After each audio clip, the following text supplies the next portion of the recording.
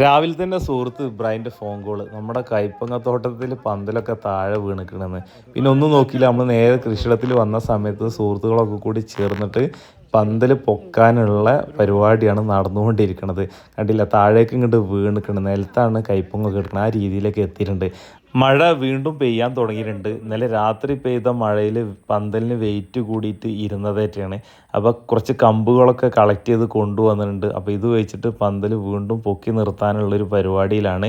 അപ്പോൾ കൂടെ കട്ടക്ക് തൊട്ടടുത്ത സുഹൃത്തുക്കൾ തന്നെ ഉണ്ട് കേട്ടോ. മഴയൊന്നും വക വെക്കാതെ ആ മഴ തന്നെ കൂടെ കട്ടക്ക് നിന്നിട്ട് ഇബ്രാഹിനെ സഹായിക്കാൻ തന്നെയാണ് തീരുമാനിച്ചിട്ടുള്ളത്. അപ്പോൾ നേരിട്ട് നമ്മൾ പന്തലിലേക്ക് അടിയിലേക്ക് നോക്കിയിട്ടുണ്ടെങ്കിൽ കൈപ്പങ്ങൊക്കെ താഴെ മണ്ണിൽ വീണ് നിൽക്കുന്ന അവസ്ഥയൊക്കെ ഉള്ളത്.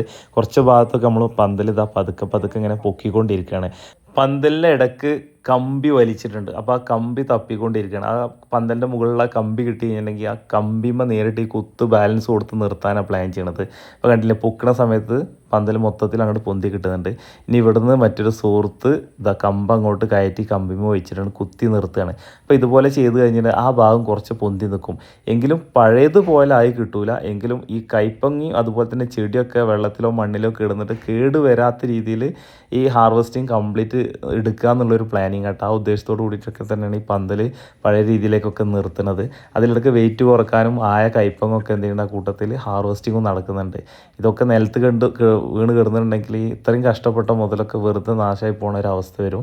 പക്ഷേ സുഹൃത്തുക്കൾ ഉണ്ടായതുകൊണ്ട് തന്നെ കട്ടക്ക് കൂടെ ഈ മഴയത്താണെങ്കിലും കണ്ടില്ല, അത്രയും സപ്പോർട്ടീവായിട്ട് തന്നെ ഉണ്ട്. അപ്പോൾ ഇത്രയും സുഹൃത്തുക്കൾ കൂടെ ഉണ്ടെന്നുണ്ടെങ്കിൽ ഒരു പേടിയും ജീവിതത്തിൽ പേടിക്കേണ്ട ആവശ്യം ഉണ്ടാവില്ല. കാരണം അത്രയും കട്ടക്കൻ ഈ ഒരു സിറ്റുവേഷനിൽ ഇബ്രാഹിൻ്റെ കൂടെ തന്നെ സുഹൃത്തുക്കൾ നിന്നിട്ട് തന്നെയാണ് ഈ ഒരു സഹായം ചെയ്തുകൊണ്ടിരിക്കേണ്ട.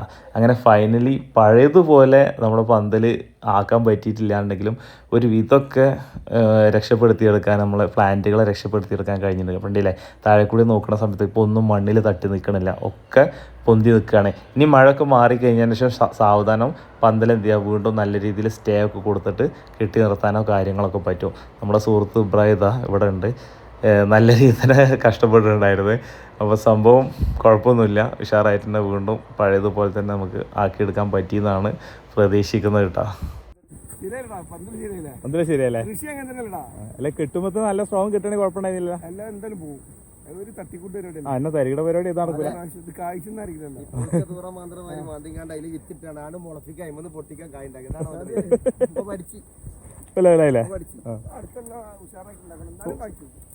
അടുത്ത സ്ട്രോങ്ങിൽ ഒന്നും കൂടി സെറ്റ് ആക്കി ഉണ്ടാക്കില്ല.